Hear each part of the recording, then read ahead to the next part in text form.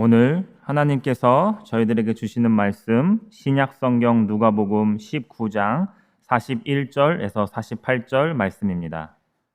신약성경 누가복음 19장 41절에서 48절의 말씀 같이 함께 읽도록 하겠습니다.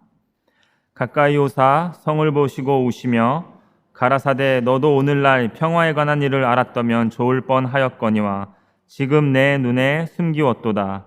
날이 이를지라 내 원수들이 토성을 쌓고 너를 둘러 사면으로 가두고 또 너와 및 그 가운데 있는 내 자식들을 땅에 메어치며 돌 하나도 돌 위에 남기지 아니하리니 이는 권고받는 날을 내가 알지 못함을 인함이니라 하시니라. 성전에 들어가사 장사하는 자들을 내어 쫓으시며 저희에게 이르시되 기록된 바 내 집은 기도하는 집이 되리라 하였거늘 너희는 강도의 구려를 만들었도다 하시니라. 예수께서 날마다 성전에서 가르치시니 대제사장들과 서기관들과 백성의 두목들이 그를 죽이려고 꾀하되 백성이 다 그에게 귀를 기울여 들으므로 어찌할 방침을 찾지 못하였더라. 아멘.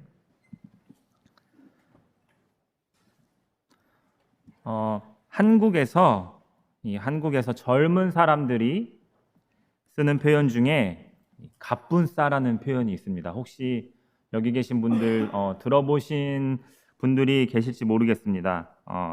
갑자기 분위기를 싸하게 만든다라는 말을 줄여서 한국에 있는 젊은이들이 갑분싸라는 말을 표현을 쓰곤 합니다.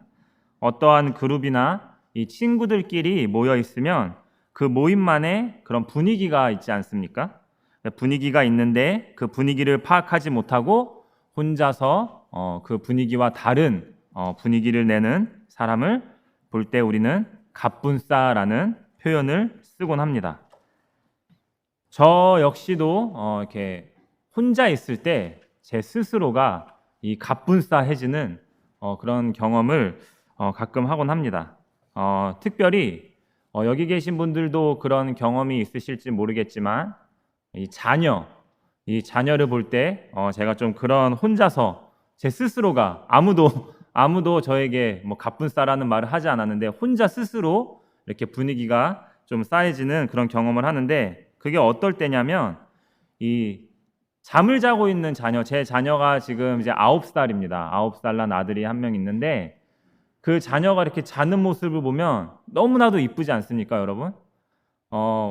어떤 사람이 그러는데 자녀가 어떨 때 제일 이쁘세요? 그러니까 자고 있을 때요 라고 얘기를 하시더라고요. 예, 저도 그렇습니다. 아이가 자고 있을 때 그렇게 이쁩니다. 그런데 자고 있는 모습을 보면 너무나도 이쁜데 이렇게 마음속에 갑자기 뭉클할 때가 있습니다. 그 자는 그 아이의 뒷모습을 보면 막 괜히 눈물이 나고 이 험한 세상 제가 어떻게 살아갈 수 있을까?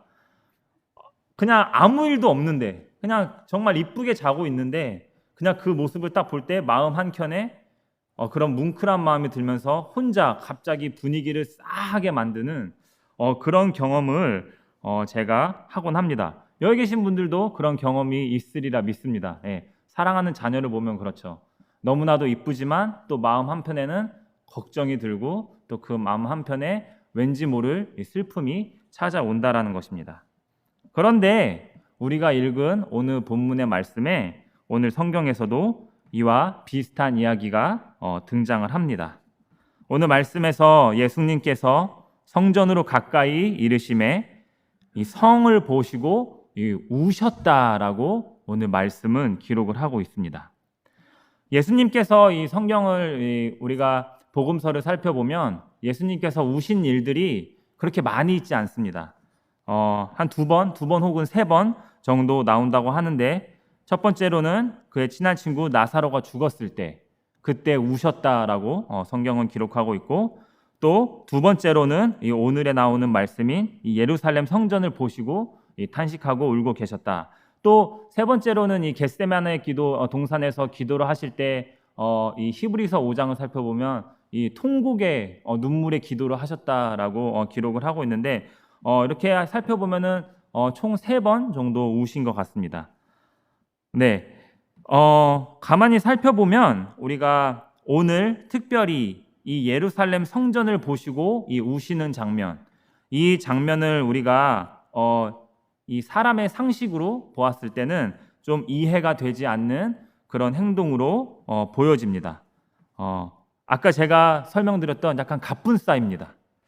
왜냐하면 예수님께서 성전을 보시고 우시기 바로 전에 어떤 사건이 있냐면 바로 우리가 매년 이 팜트리 선데이 종려주일, 네, 그렇습니다. 호산나 호산나 외치며 우리를 구원할 왕이 오셨다라고 예수님이 나귀를 타고 예루살렘을 입성하실 때 이렇게 그때 당시에 사람들이 환호를 하는 축제 분위기죠. 호산나 칭호를 받으면서 이제 왕의 어떤 입성, 이 성으로의 입성의 모습을 하는 그런 개선장군의 모습을 보여주고 계신데, 그렇게 기쁜 날, 축제의 날, 성에 가깝게 다가갈수록 예수님께서는 이 슬퍼하시면서 이 왕이 보여야 할 그런 위험은 없고, 어떻게 보면은 그냥 이렇게 눈물을 흘리신 게 아니라 제가 봤을 때는 꺽꺽 우셨을 것 같다라는 생각이 듭니다. 막 그렇게 너무 슬퍼하시면서 그런 우시는 모습, 그런 모습을 아무리 봐도 인간의 눈으로 봤을 때는 좀 정상적으로 보이지 않고 약간 분위기를 싸하게 만드는 그런 모습이었다라는 생각이 듭니다. 잔치집 날 이 초상집 분위기를 만들고 계신다라는 것입니다. 그런데 여기서 끝이 나는 게 아니라 여기에 불에 기름을 끼얹듯이 이어서 나오는 장면이 성전에 들어가서는 이 장사하는 자들을 내쫓고 계신다. 그냥 내쫓는 것도 아니고 이 폭력적인 모습을 보이시면서 내쫓고 계시는 장면을 계속해서 예수님께서 보여주고 계신다라는 것입니다.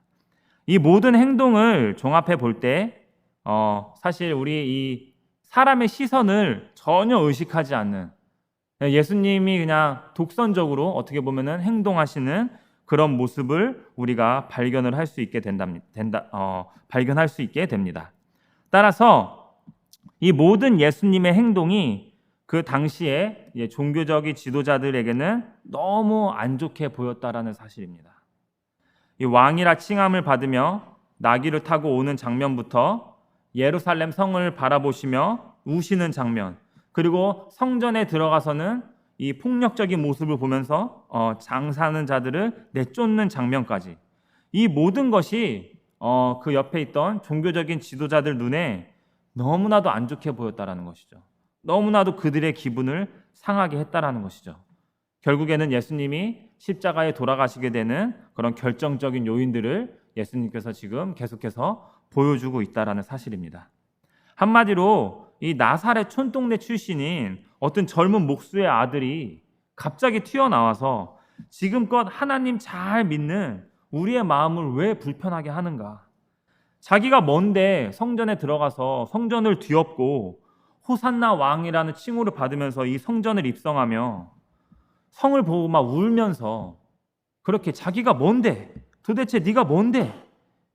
이러한 마음으로 그 당시에 종교적인 지도자들의 심기를 아주 불편하게 했고, 더 나아가서는 종교적으로 아주 심각한 위험을 지닌 인물로 보였다라는 것입니다. 한마디로 근본이 없다라는 것이죠. 왜 갑자기 목수의 아들이 나사렛에서 어떻게 선한 것이 날 수가 있으며, 그러한 마음으로 이 종교 지도자들은 예수님을 바라봤다라는 것입니다. 그러나 이제 우리는, 여기 계신 저와 여러분들은 이 예수님의 행동을 통해서 우리는 이 숨겨진 보물을 찾듯이 이런 오해를 살 만한 예수님의 행동에서 우리는 예수님을 이해하며 더 나아가서 우리들의 신앙을 다시 한번 돌아보는 그런 시간을 저와 여러분들이 가져보고자 합니다. 자, 먼저 우리가 이 상황을 우리 자신한테 한번 좀 대입을 해봤으면 좋겠습니다. 저는 그런 상상을 하는 것을 되게 좋아합니다. 내가 저 자리에 있었으면은 어떠한 모습으로 어떻게 서 있었을까? 자, 여러분들 그냥 속으로 한번 상상을 해보시기 바랍니다. 여러분들이 지금 이 씬 안에 들어와 있다라고 한번 생각을 해봅시다. 우리가 이거를 드라마라고 생각하고 예수님이 나귀를 타고 입성하시면서 성을 보고 오시면서 성에 들어가서 막 이런 일들을 행하셨을 때 여러분들은 어떤 위치에서 예수님을 바라보고 계셨을까요? 호산나 외치는 군중 속에 우리가 있었을까요? 아니면 성전에서 우리가 장사를 하다가 이 봉변을 당하는 그런 자리에 있었을까? 아니면 우리가 예수님의 옆에 있는 제자들이었을까? 아니면 내가 그 종교 지도자들의 자리에 속해서 예수님을 손가락질하며 바라보고 있었을까? 저와 여러분이라면은 어떤 씬에서 어떠한 모습으로 우리가 등장을 하고 있었을까라는 상상을 한번 해보시기 바랍니다. 저는 이 말씀을 준비하면서 저 스스로를 계속해서 여러 씬에 집어넣기도 했지만 제일 극단적으로 제 자신을 이 종교 지도자의 자리에 놓고 예수님을 한번 바라보게 되었습니다. 어떻게 보면 사실 저 같은 사람이 이 위치에 속할 확률이 아주 높다라는 것입니다. 그래도 제가 교회에서 사역을 하는 사역자이지 않습니까? 종교인이죠. 교회를 열심히 섬기며 교회에서 말씀도 전하고 이렇게 목사라는 직분을 가지고 교회를 섬기는 그런 종교인, 이 종교인의 모습, 어떻게 보면 종교적인 이 리더의 자리에 저 자신을 놓고 예수님을 한번 바라보게 되었다라는 것입니다. 우리가 이 교회 생활이라고 하는 것을 다시 한번 돌아보게 되었다라는 것입니다. 내가 하는 교회 생활. 우리가 생각하는 교회 생활에는 잘하는 몇 가지 기준들이 있겠죠. 먼저는 이 말씀과 기도가 있겠습니다.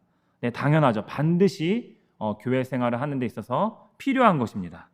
말씀과 기도 생활을 우리가 잘 해야 합니다. 또 그 밖에 우리가 교회 생활을 잘 하려면 이 성도 간의 교제, 우리가 서로 합력하여 선을 이루어 나가는 이 성도 간의 교제가 반드시 필요하다라는 것입니다. 또 그리고 무엇이 있을까요? 네, 헌금 생활하는 거 되게 중요하죠. 우리가 11조를 내는 거, 우리가 우리의 소산의 10분의 1을 하나님께 드리는 것, 나의 정성을 다해서 그것을 하나님께 드리는 것, 우리가 다 잘해야 하겠죠. 또 부수적으로 우리가 성경 공부 이런 것도 잘 참여해야 합니다. 우리의 지식과 지혜가 하나님 안에서 날로 성장해가야 하기 때문에 그렇습니다. 사실 이러한 교회 생활을 잘 한다는 것, 근데 우리가 교회 생활을 잘 한다는 건 정말 중요하지만 우리가 문제가 되는 것은 지금 제가 이렇게 나열한 종교 생활들을 우리가 형식적으로 그냥 마지못해 우리가 이것을 하게 된다면 그것이 큰 문제가 된다라는 사실입니다. 정말로 우리가 지금 이 시간, 이 예배를 우리가 진심으로 사모하는 마음으로, 왜냐하면 지금 이 자리는 우리 스스로가 만든 게 아니라 하나님의 은혜로 우리에게 주어진 자리이기 때문에 그렇다라는 것입니다. 아멘. 그렇기 때문에 우리가 진심으로 사모하는 마음으로, 감사하는 마음으로 그러한 마음을 가지고 열심을 내야 한다라는 사실입니다. 그런데 우리가 이러한 마음이 없이 이러한 우리의 종교의 활동이 형식적으로 되면은 어떻게 돼버리는가?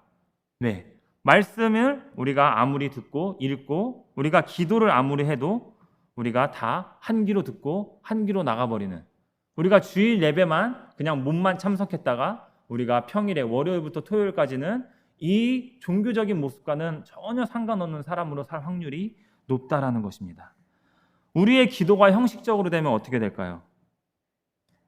우리의 기도가 형식적으로 되면 하나님이 들으시기에도 정말 지루한 기도가 될 수가 있다라는 사실입니다. 또 형식적인 교제 생활을 하면 어떻게 될까요? 우리가 진솔한 대화는 나누지 못한 채 그냥 겉도는 얘기만 하다가 우리는 끝나게 되고 말 것이라는 것입니다. 또한 형식적인 교제가 정말 위험한 이유는 낯선 자가, 이 새신자가 와도 그를 잘 케어하지 못할 확률이 크다라는 것입니다. 즉 우리들만의 리그, 그들만의 리그가 돼버릴 확률이 높다라는 것입니다. 따라서 결국에는 전도 생활을 하지 않게 됩니다. 이 종교 생활만 할 뿐 우리는 이 복음을 전하는 일에 우리가 힘을 내지 않는다라는 사실입니다. 따라서 주일 예배는 그냥 내 기분, 내 감정만 채워주는 예배가 될 확률이 높다라는 것입니다. 따라서 복음이 움직이지 않을 것이며 결국에 복음은 우리 안에서 머무르다 소비가 되고 말 것이라는 것입니다. 자, 이런 상황에서 예수님이 이러한 우리의 모습을 바라봤을 때 바로 오늘의 말씀처럼 탄식하고 매우 슬퍼하신다라는 사실입니다. 껍데기만 있는 죽은 믿음, 죽은 신앙에 예수님은 탄식하고 만다라는 것이죠. 하지만 이러한 예수님은 우리가 알아보지 못한 채 오늘의 말씀처럼 눈이 어두워져서 우리가 종교 생활만 하게 되면 우리가 지금 여기에 있는 종교 지도자들처럼 어떻게든 내 삶에서 이 예수님을 지우려고 노력을 한다라는 사실입니다.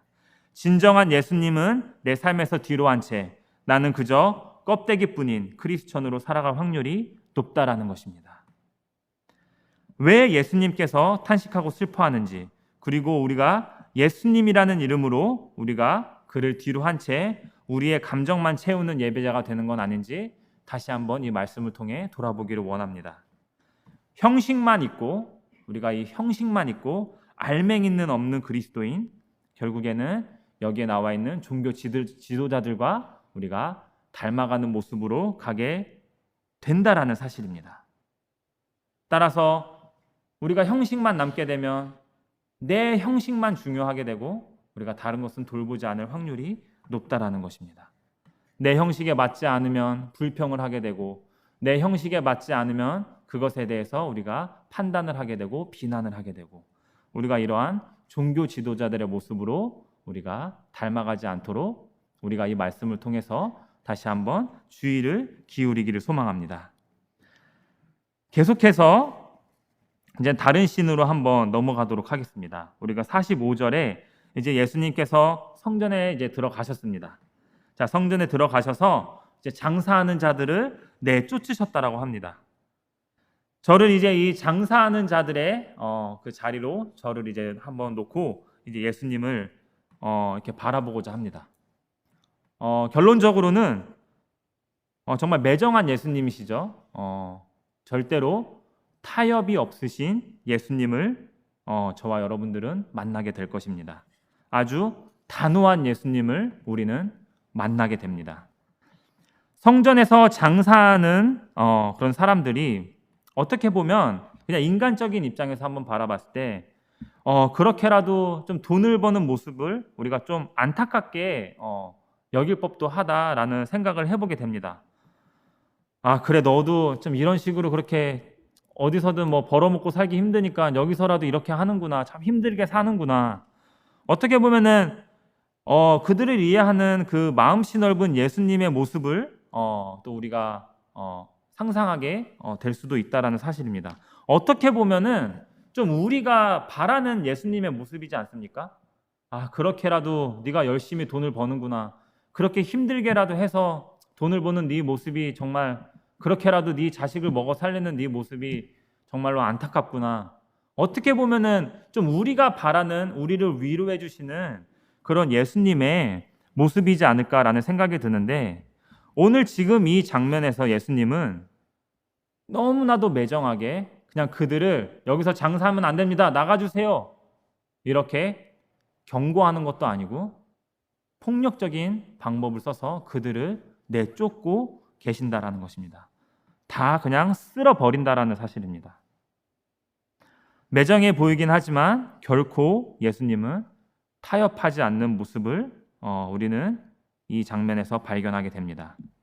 따라서 우리도 우리의 신앙을 돌아볼 때 때로는 과감히 우리가 나의 행동이 이 복음을 가로막고 있는 행동이 내 안에 있다면 우리 스스로가 이 예수님처럼 과감히 쳐내버릴 줄 아는 용기도 필요하다는 것입니다. 아멘.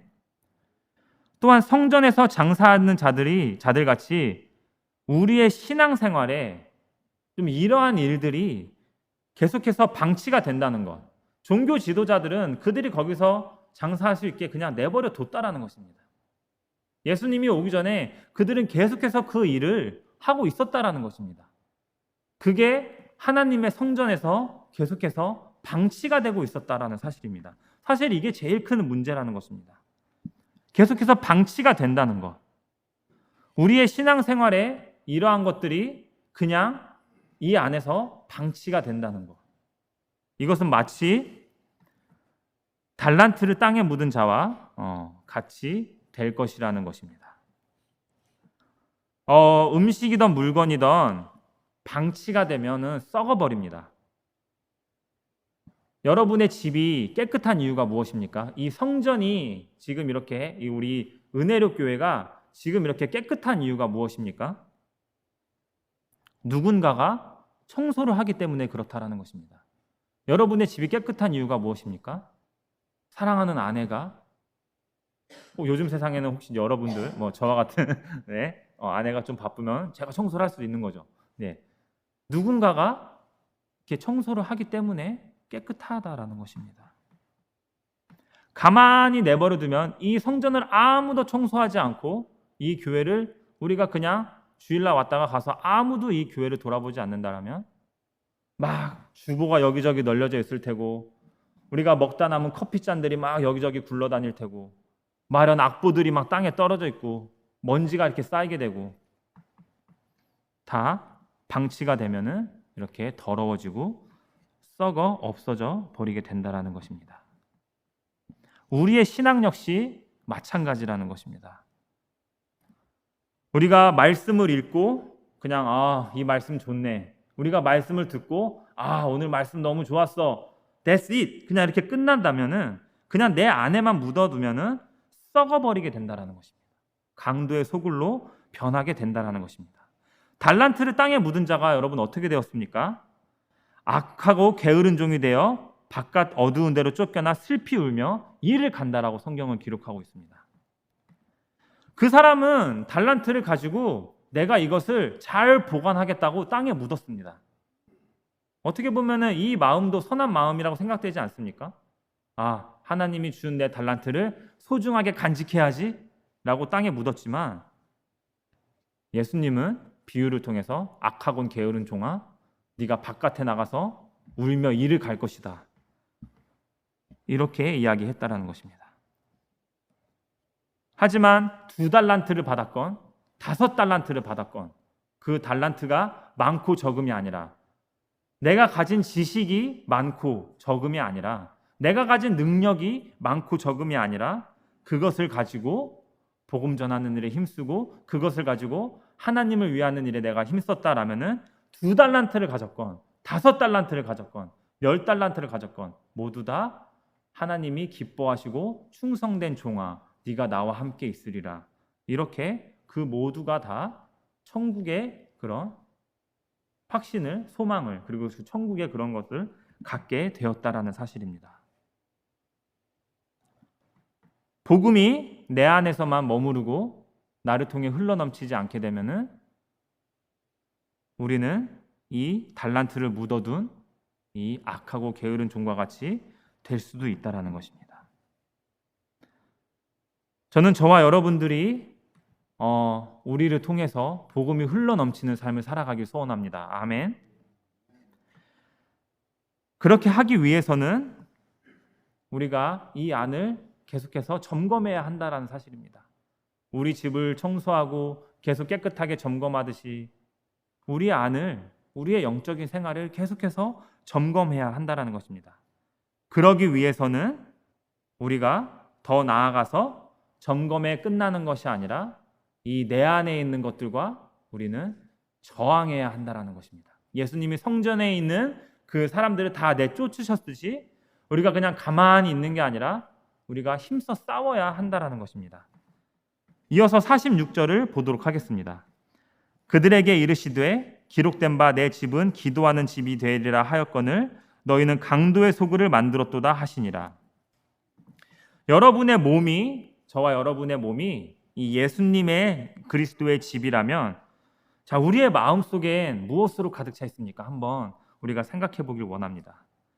예수님께서는 기도하는 집이라 했지만 우리의 집에 여러 다른 많은 잡생각들이 가득 차 있다라는 것입니다. 저는 오늘 이 말씀을 보면서 우리가 기도하는 것 역시 내 안에 저는 저항이라고 생각을 합니다. 우리가 세상에 맞서는 것이 아니라 내 안에 있는 어지러운 마음들, 우리가 기도를 방해하는 이런 것들과 우리가 싸워야지만 우리가 기도도 우리가 열심히 내어 할 수 있다라는 것입니다. 여러분, 기도 많이 해보셨지 않습니까? 다 모두가 공감하실 것입니다. 기도하다 딴 생각 드시죠, 여러분? 그런 경험 없으십니까?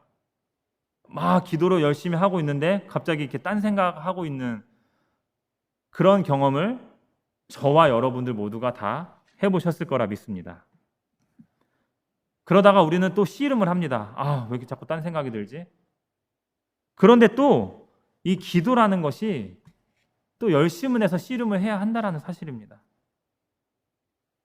제가 이제 토요 새벽 기도를 인도합니다. 토요 새벽 기도를 인도하면 보통 이렇게 말씀 끝나고 이제 모든 예배 순서가 다 끝나고 이제 기도를 같이 하게 될 때 보통 한 6시 30분부터 기도를 하는데, 이 기도를 열심히 하신 분들이 모두 다 하신 경험이실 것입니다. 저는 진짜 열심히 막 기도를 정말 열심히 이제 막 합니다. 막 열심히 해서 오늘은 진짜 기도를 열심히 되게 많이 했다라고 생각하고 시계를 보면은 고작 20분밖에 안 지났다라는 사실입니다. 그런 경험 많이 있지 않습니까? 나는 기도 한 1시간, 막 2시간, 막 예수님의 겟세마네 기도에서 한 것만큼은 아니더라도 정말 나는 열심히 했다고 생각하는데 시계를 딱 보면은 30분도 되지 않았다. 1시간도 기도를 못한다. 그런 경험을 저와 여러분들이 많이 했을 것이라 믿습니다. 이 기도하는 거, 이 내 안에 있는 거 다 우리가 청소하고 관리하고 그 안에서 하나님의 영이 온전히 임하도록 기도하는 거, 이것도 우리가 내 안에 저항이 있어야 한다는 사실입니다. 마음을 어지럽게 하는 생각에 우리가 저항을 해야 한다는 것입니다. 그렇지 아니하고 우리가 계속해서 그것들을 방치한다. 그러한 가운데 우리가 안주하는 그리스도의 생활을 한다. 복음이 흘러넘치지 않게 된다. 결론적으로는 그러한 그리스도인의 삶에는 무엇이 없냐? 바로 이 열매가 없다라는 것입니다. 저항하는 그리스도인들에게는 열매가 있다라는 것입니다. 여러분, 그 좋은 밭의 비유 여러분들 잘 아실 것입니다. 좋은 밭에 그 뿌린 씨앗은 100배, 60배, 100배의 이 열매를 거둔다라고 하였습니다. 근데 저는 오늘 여기서 이 좋은 밭에 좀 우리가 집중을 하길 원합니다. 그렇다면 좋은 밭은 어떤 밭이냐? 여러분들 혹시 농사를 해보신 적이 있으신 분들이 있으실지 모르겠지만 이 좋은 밭이라는 것, 여러분, 좋은 밭은 그냥 주어지는 것일까요, 여러분? 농사 해보신 분들은 혹시 아시겠지만, 물론 전 농사를 해보지 않았지만 이 좋은 밭이라는 것은 그냥 주어지는 게 아니라는 것입니다. 좋은 밭은 어떤 밭일까라는 생각을 해보게 되었습니다. 좋은 밭은요, 여러분, 갈아 엎어야 됩니다. 땅이 있습니다. 우리가 그것을 개간을 한다라고 합니다. 이 한국말로 개간을 하다. 이 좋은 밭은 갈아 엎어야 한다라는 사실입니다. 뿌리 박힌 볼도 다 뽑아내야 되고, 이렇게 돌멩이들 있으면 다 걷어내야 되고, 흙도 골라야 되고, 잡초도 뽑아야 되고, 그렇게 개간을 한 땅에 씨를 심어야 거기서 열매가 맺어진다라는 사실입니다. 밭을 갈아 엎어야 한다라는 사실입니다. 여러분, 이 가르치다라는 말이 있습니다. 한국에 가르치다, 누군가를 가르치다라는 말이 있지 않습니까? 이 말의 어원이 뭐냐면 밭을 갈아 엎다, 밭을 갈아치다 라는 말에서 이 가르치다라는 말이 어원이 밭을 갈아치다라는 데에서 생겨났다라고 합니다. 그렇습니다. 이 누군가를 가르친다라는 것도 이 갈아 엎어야 된다라는 것, 누군가를 갈아 엎는다라는 것입니다. 가르치기 제일 어려운 사람이 누굽니까? 이 안에 에고가 강한 사람들을 가르치기가 정말 어렵습니다. 우리가 뭐 운동을 할 때, 여러분들이 뭐 누군가에게 운동을 가르칠 때 이렇게 처음부터 뭔가 자기 혼자 어떤 이상한 자세가 잡힌 사람들 있지 않습니까? 그런 사람들을 자세를 바꿔주기가 정말 어렵습니다. 근데 이 안에 아무것도 없는 사람들, 그냥 진짜 이 티처블한 사람들, 가르치기 좋은 사람들, 그런 사람들이 더 성장을 많이 하게 되는 모습을 우리는 보게 됩니다. 우리의 신앙도 이와 마찬가지라는 것입니다. 우리의 마음밭을 갈아 엎어야 그 안에 싹이 나고 열매가 자라난다라는 것입니다. 그런데 여기서 또 중요한 사실 한 가지가 더 있습니다. 우리가 막 열심히 밭을 갈고 씨를 뿌렸는데 비가 안 오면 어떻게 됩니까, 여러분? 비가 안 오면, 가뭄이 들면 다 헛수고가 되고 만다라는 것입니다. 네, 그렇습니다. 즉 하나님의 도우심, 이 성령님의 임재하심이 없으면 열매가 맺혀지지 않는다라는 사실입니다. 그 성령의 단비가 내려야만 그 씨를 뿌린 곳에 열매가 맺어지게 된다라는 사실입니다. 물론 우리가 열심히 밭을 갈고 씨를 뿌린다고 해서 비가 내리지는 않습니다, 여러분.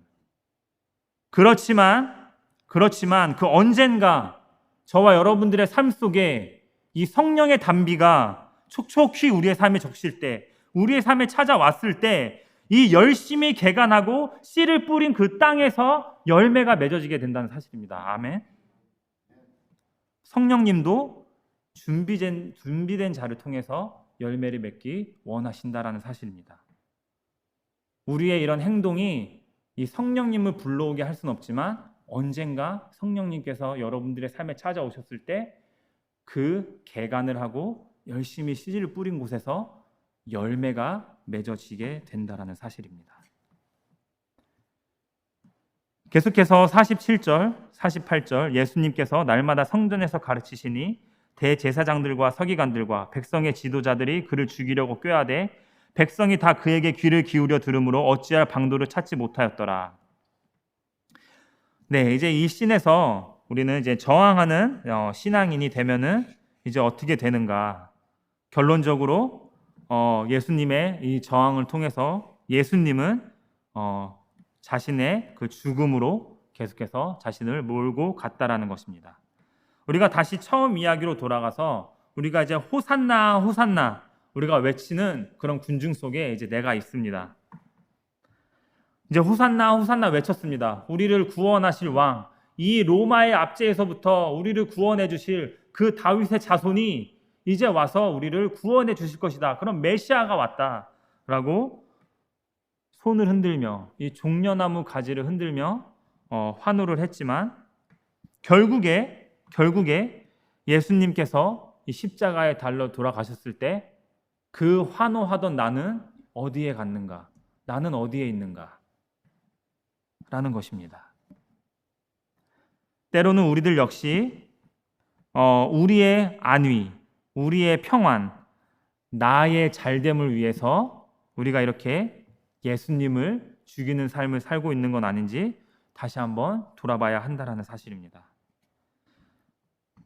마지막으로 저항하는 그리스도인은 날마다 예수님께서 내 안에 살고 내가 죽는 그리스도인을 뜻하는 것입니다. 날마다 예수가 내 안에서 살아나고 나는 죽는 삶을 살 것인가? 아니면 날마다 예수님이 계속 나 때문에 죽어야 되고 또 그것을 위해서 나는 아둥바둥 나만을 위해서 사는 삶을 살 것인가? 예수님께서 내 안에 살려면 내 안을 갈아엎어야 하고 내가 갈아엎어지지 않으면 예수님께서는 계속해서 내 안에서 십자가를 계속해서 지고 계셔야 된다라는 것. 하지만 이제 그 주의 십자가가 이제는 나의 십자가가 되기를 주님의 이름으로 소망합니다. 그러나 죽어야 우리가 다시 살아난다라는 것입니다. 결국 예수님을 죽이려고 꾀한 대제사장들과 서기관들과 이 백성의 지도자들이 예수님을 죽음으로 몰고 갔습니다. 하지만 예수님은 이 죽음을 이기시고 부활하셨다라는 것입니다. 즉 죽어야 다시 산다라는 것입니다. 아멘. 이순신 장군 다들 아시지 않습니까? 이순신 장군님이 남긴 유명한 어록이 있지 않습니까? 생즉 필사, 사즉 필생. 살고자 하면 죽을 것이고 죽고자 하면 살 것이다. 되게 예수님을 믿는 분은 아니셨지만 상당히 뭔가 이 비슷한 부분이 있습니다.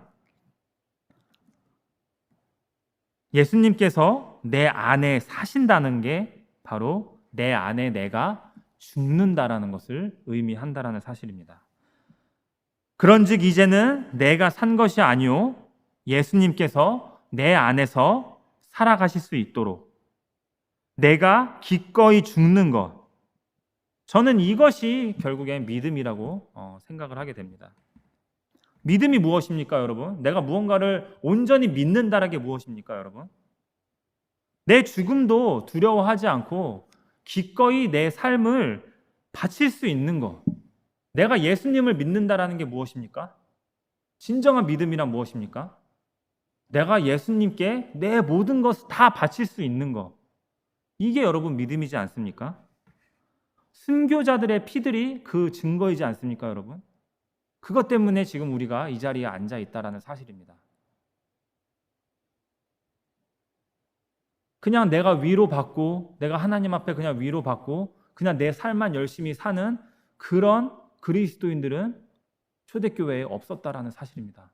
다 자기 목숨 걸고 이 신앙을 지켰다라는 사실입니다. 그게 바로 믿음이었다라는 것을 성경은 우리에게 계속해서 보여주고 있다라는 사실입니다. 우리가 이렇게 우리의 온 마음과 온 정성을 다해서 심지어는 내 목숨까지도 내어 바칠 수 있는 그런 용기를 가지고 저와 여러분들이 그런 신앙생활을 하시기를 주님의 이름으로 소망합니다. 말씀을 마치겠습니다.